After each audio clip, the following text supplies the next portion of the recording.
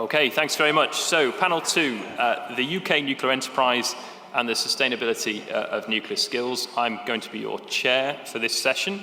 We've got 45 minutes.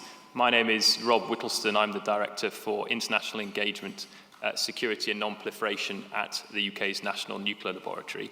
If you're not familiar with NNL, and you might not be because we've only just joined PONI, we are the UK's National Lab for Fission. We have a purpose that is all about nuclear science to benefit society, and one of our four key areas of focus as a laboratory is on ensuring peaceful uses of nuclear technology through security and non-proliferation capabilities. I'm joined by our panelists and our speakers here today. They'll be giving two presentations. So the first is going to be a double act between Ben Goold and Lacey-Jo Marsland. They're both from AWE. They are safety assessment specialists, and they'll be talking to us about the role of nuclear power generation in energy resilience.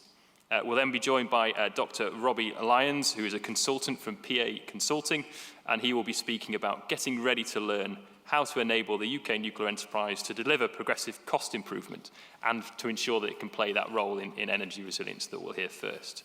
So without further ado, I will pass over to Ben and Lacey-Jo. Yes, thank you for the introduction, Rob. So, as Rob said, we're going to be talking about the role of nuclear power generation in UK energy resilience.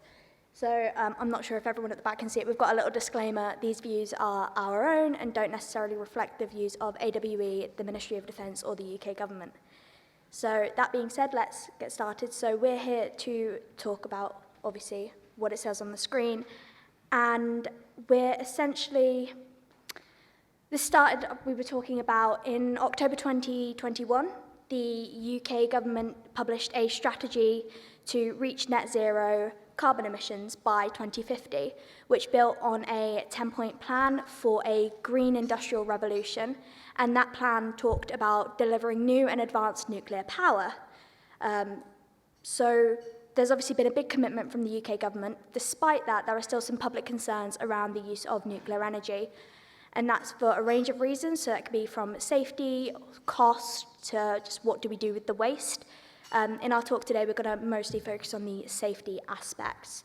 So we're going to be discussing the use of nuclear energy to build a more economical and self-sustaining future for the UK, focusing on the sustainability aspects with regards to net zero, as I mentioned, the reliance on foreign fuel imports from the UK, and the potential use of advanced technology fuels to address some of that public concern around safety. So we'll start with net zero. As I'm sure most of you are aware, this is a scientific concept which aims to address climate change concerns, which is currently compelling various countries to try and adopt and generate electricity from cleaner energy sources.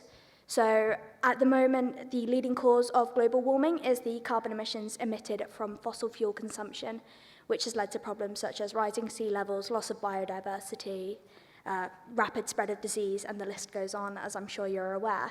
So as I mentioned, the UK government has already committed to net zero carbon emissions. So the IAEA estimates that the production and consumption of this energy is responsible for around 2/3 of the greenhouse gas emissions, which are contributing to global warming, climate change concerns.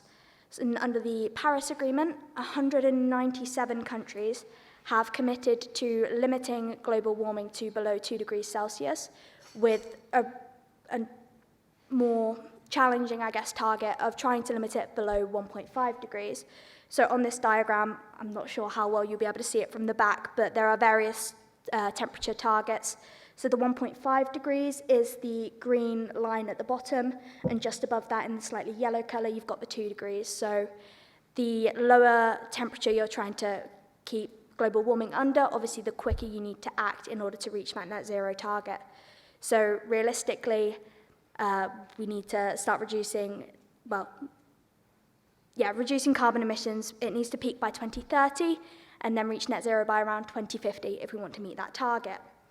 And scientists have demonstrated that every 1 year of delay in reducing the carbon emissions gives us 2 fewer years to reach that net zero target whilst keeping below 1.5 degrees. So essentially we don't have very much time to act. So why might nuclear be a solution? Well, the greenhouse gas emissions, as I mentioned before, are a leading cause of climate change concerns, and those for nuclear energy and other renewable sources are 1 to 2 orders of magnitude below that of the greenhouse gas emissions from fossil fuels. So nuclear energy is being looked at as a viable, clean alternative by policymakers, as it mitigates the carbon emissions and also has the potential to increase economic growth with respect to sort of industry and eventually lower cost of energy production, electricity and things like that. So speaking of alternative options, we'll talk about the fuel imports. So the UK is currently a net importer of energy, as you can see on the graph on the left there. So it does kind of peak occasionally, and at the minute we're very much importing rather than being a net exporter. So we import so we can have cheap, reliable energy to power the national grid. And the 2 largest sources of UK energy consumption by percentage at the moment are gas and oil. And you can see in the table sort of the numbers that we imported in 2020. So where do we get them from in terms of gas? A lot of our stuff comes from sovereign sources in the North Sea. We've also got Norway, Qatar, and the US. For crude oil, again, Norway and the US are some big exporters to us. And we also get some from the Organization of Petroleum Exporting Countries. So, as you can see, I've just listed off a fair few different sources. So we've got a diverse range of options, and we're not necessarily going to be completely isolated from all potential sources of energy. But it does leave us vulnerable to changes in the global market, which is being highlighted by the ongoing conflict in the Ukraine.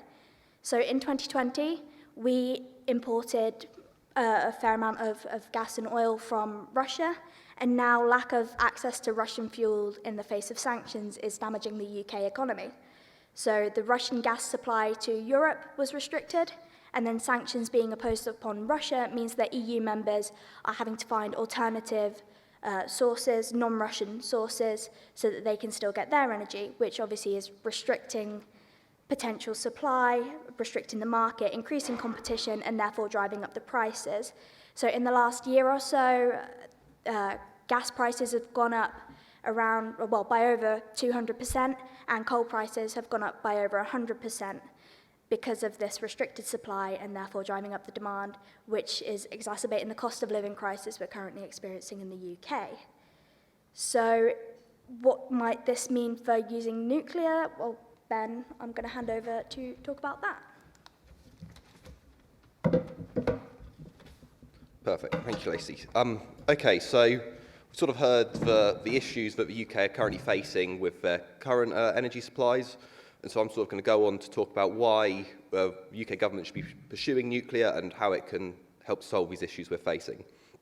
So to start with, just simply, the graph on the left there is showing the mortality rate per 1,000 terawatt-hour of power produced. So at the top, you've got coal and oil with about 100,000 deaths. So this is following the whole process from extraction of coal through its usage to produce energy, and obviously the effects it has by releasing particulates into the atmosphere, and the effect that can have on civilians.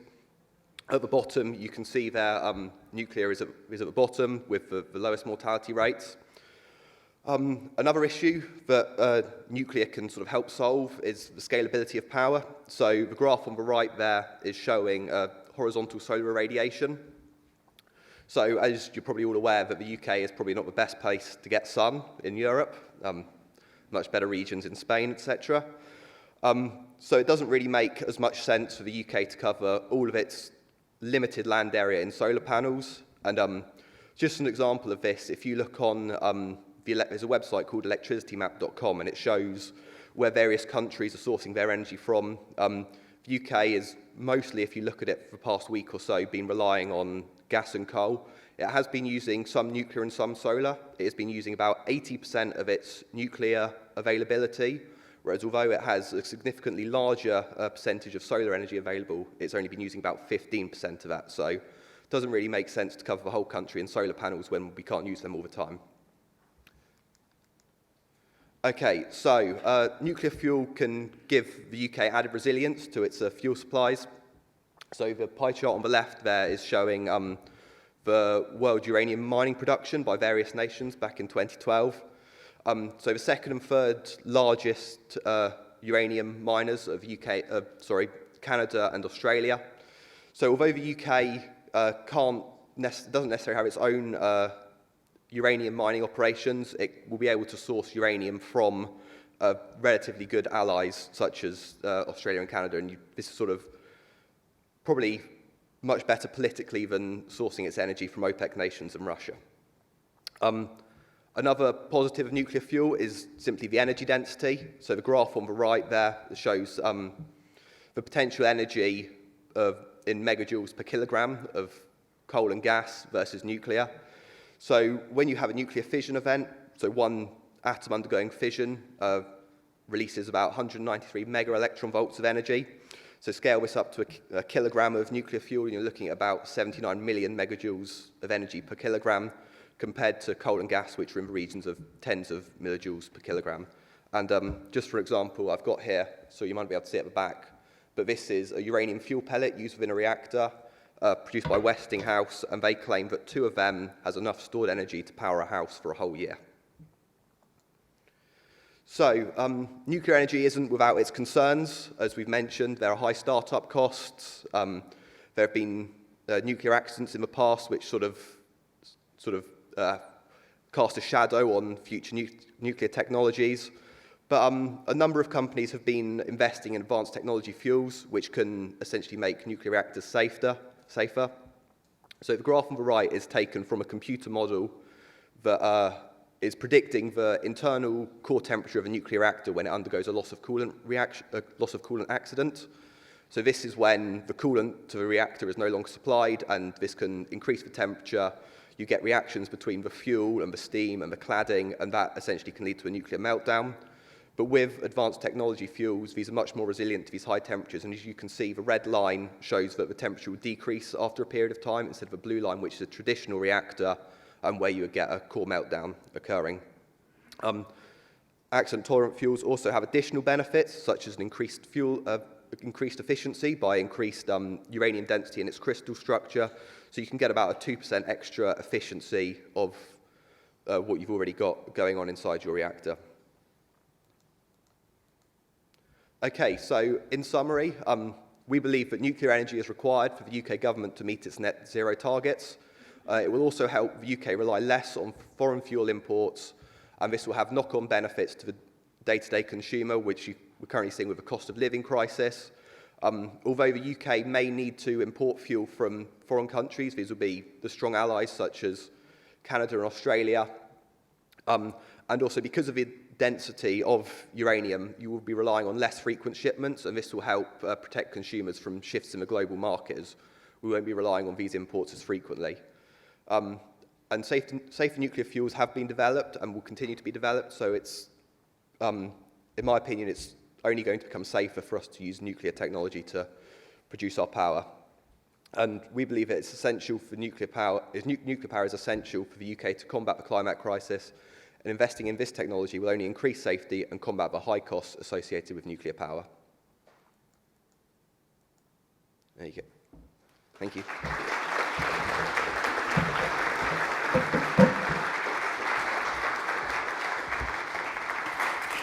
Okay, excellent. Thanks very much, Ben and Lacey-Jo. So now I'm going to hand over to who will talk to us about how to enable the UK nuclear enterprise to deliver progressive cost improvement that will be essential to ensure nuclear can play that critical role that we've just heard about. Over to you, Robbie. Thank you, Rob. And I think it's just about afternoon, so good afternoon, everyone. I'd like to preface this talk with 3 things. First, it's just a vote of thanks to echo comments made by other presenters today. It generally is a privilege to be here, both in person and amongst this cohort, to talk about these issues. So thank you very much, particularly to the UK PONI team for putting on this event. You know, there's an awful lot of work that's gone into that, and it is greatly appreciated. The second is actually an apology.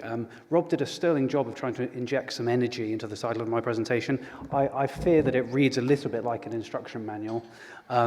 But I'm going to try and inject as much enthusiasm as this as possible and hopefully make it engaging. And lastly is just the mandatory disclaimer that everything I talk about today is solely my view, strictly not that of my employer, PA Consulting, nor indeed our clients. I was going to set the context of this talk by invoking the energy trilemma that, to those of you who work in energy policy, will be quite familiar, but I dare say Lacey and Ben have done a sterling job of going into that into quite some detail. So just to summarize, there's a tension within energy policy space to balance the need for affordable, low-cost energy to make it accessible to everyone, to deliver sustainable energy, not least in terms of low carbon emissions, and also to ensure security of supply, both in terms of dependencies on foreign provision, but also crucially just in ensuring that there's always electricity on the bars ready to meet demand. As I say, Ben and Lacey did a great job of substantiating the sustainable credentials of nuclear power. To add, it is available as a low-carbon baseload provider of electricity. And I'd note also provides inertia as a synchronous generator, which is important when considering an energy mix with renewables. The challenge, of course, though, is the cost. I would venture to say that it is the most prominent challenge faced by nuclear power, and I would set this in the context of those looking, from the private sector to invest in energy-generating assets. They face a challenge when looking on a levelized cost basis, setting aside current market conditions, mind you, that nuclear power is not particularly competitive as an electricity-generating asset, and this is really driven by the quite substantial capital costs. So you'll see on the right-hand side here that when looking on levelized the lifetime costs of nuclear energy, 69% is attributed to the upfront capital cost, which Ben alluded to as that sort of startup hurdle of getting a nuclear power plant ready for operation. Why do they have such large capital costs? Well, they in and of themselves are expensive assets. It requires equipment that's technically challenging to make, that's of a very large scale with the current designs that are being brought to market. They're also quite complex projects to design and deliver. They take a very long time before they start generating revenue, which that incurs quite substantial financing costs. This problem is recognized in industry and in government. Those of you who follow the civil nuclear sector will be aware that the government is looking at alternative financing options for nuclear power, and it's legislated for the regulated asset base as an option for nuclear power generation to try and get after this financing cost problem. In terms of the direct and indirect costs of actual construction, in 2018, the nuclear sector deal was published, which a temporal element of which was the target of a 30% reduction in capital costs for new nuclear build projects by 2030. That is quite an ambitious target. So how can we go about achieving this? Oh, crumbs, the slides are running on without me, forgive me. Right, sorry, it's faster than I am. One of the options being touted to address the large capital cost of nuclear is small modular reactors. Small in the sense that compared to the 1.6 gigawatts of a Hinkley Point C unit, they're of the order of hundreds of megawatts. But there's quite a range in there, and some that offer quite conventional light water reactor technology and some that are trying to innovate in the reactor design space. When I talk about small modular reactors here, I'm really talking about the conventional tried and tested light water reactor technology. Where the innovation comes in to get after this capital cost problem is the build approach. So SMRs are going after three key principles in their novel build approach to try and bring down capital costs. The first is standardization. Standardization of design, that is, so turning a single project into actually multiple iterations of a product, much more akin to an aircraft or a car than to a tailor-made power station. And this is to not just remove the upfront costs of first-of-a-kind engineering and design, but also to lay the groundwork for progressive improvement, which we'll get onto. The second element is modularization. So this is turning what is usually a large, complex, stick-built construction exercise of a large power station into one where the complex manufacturing is done off-site in more of a factory environment, producing modules akin to Lego bricks that are then shipped to a power plant site and assembled in a much more efficient and streamlined way, crucially getting after the build schedule as well as the direct costs, which again is another angle of attack on financing costs associated with nuclear power. The third element, which is what the focus of my talk is today, is the enduring piece for SMRs, which is progressive reduction in cost through learning enabled by standardization and modularization. Oh, just time's ahead of me, gosh. Got to get better at this. So, standardization and modularization are well established in other industries, notably shipbuilding. But learning is a little bit more elusive, particularly within nuclear. To set a little bit of context, Theodore Wright from Boeing back in the 30s, I believe, first codified the learning phenomenon by observing that in aircraft assembly, labor hours associated with production went down by a specific percentage with every doubling of unit that's been produced.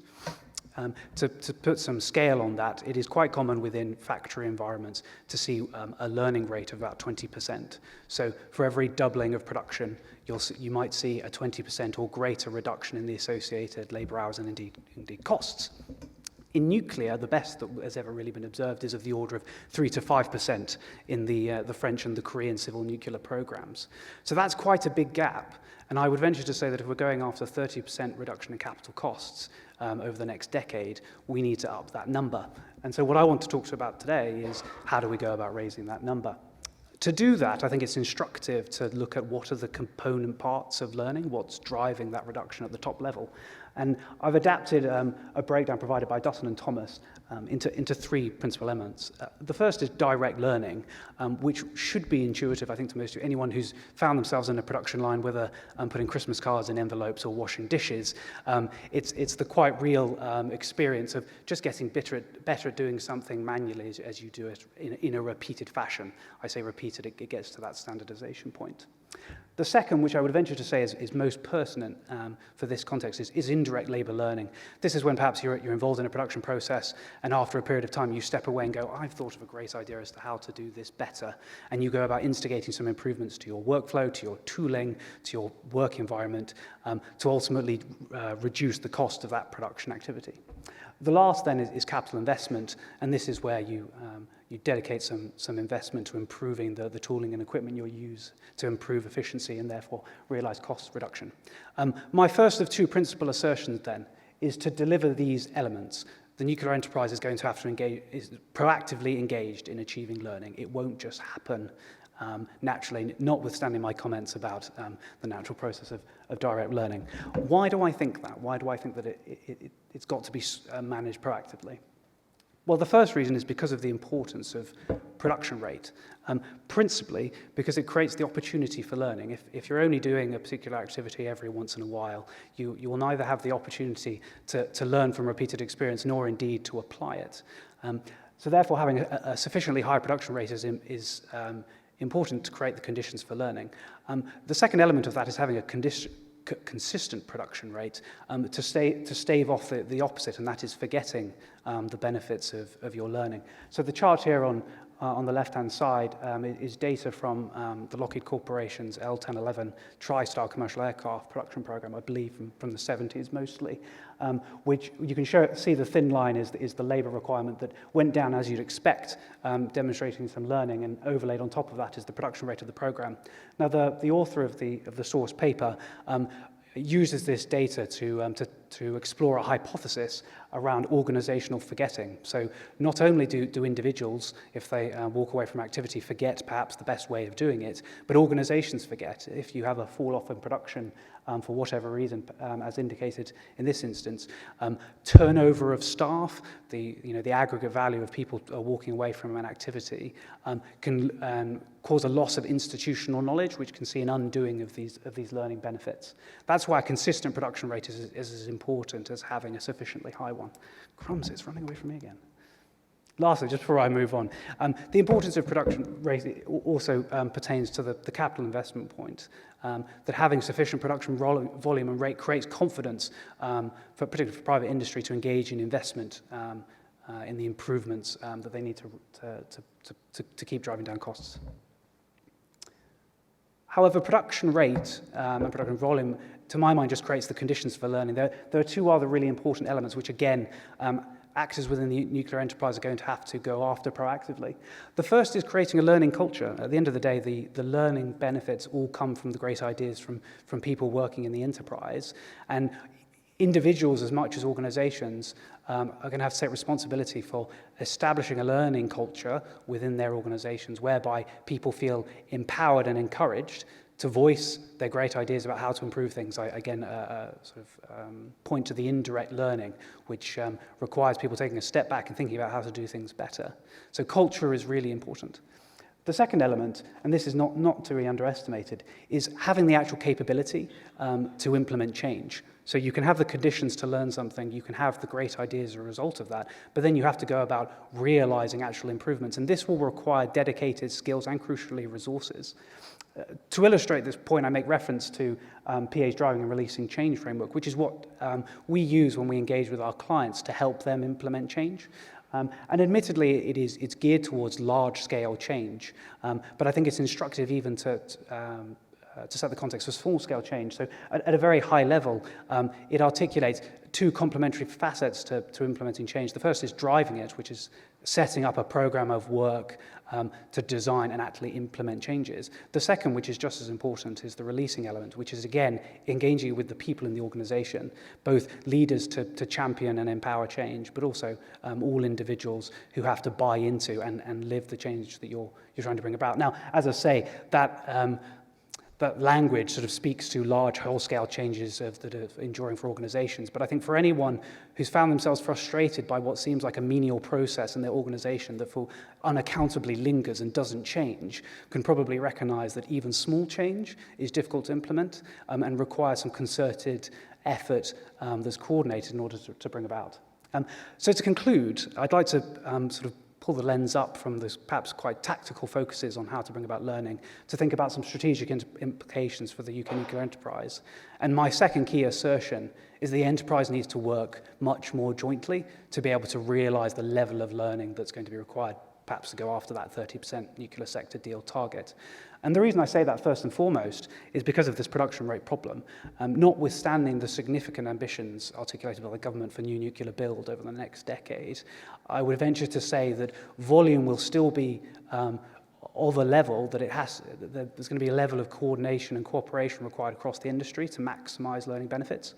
Crucially, there'll also be capacity constraints and bottlenecks. And if you want to ensure this consistent production rate that's going to enable your long-term learning, there will likely need to be a level of coordination of that production program right across the enterprise. I've talked about the costs and skills required for change. I think there's a case to be made for much closer collaboration and cooperation between individual organizations in the enterprise to share some of that burden and crucially share the lessons that they're learning, again, to try and lever as much benefit as possible over the short run from learning. And lastly, it's just to return to this point of people and how important it is, and I no doubt will play a part as part of the broader discussion today, is the business of curating and maintaining the knowledge and skills and learning that comes out from the people within the enterprise. Oh gosh, it's run away again. It'd be really important for the enterprise to retain the people that are generating this knowledge over time, as well as bolstering the ranks, as it were, to address the urgent skills and resource gap within the nuclear sector.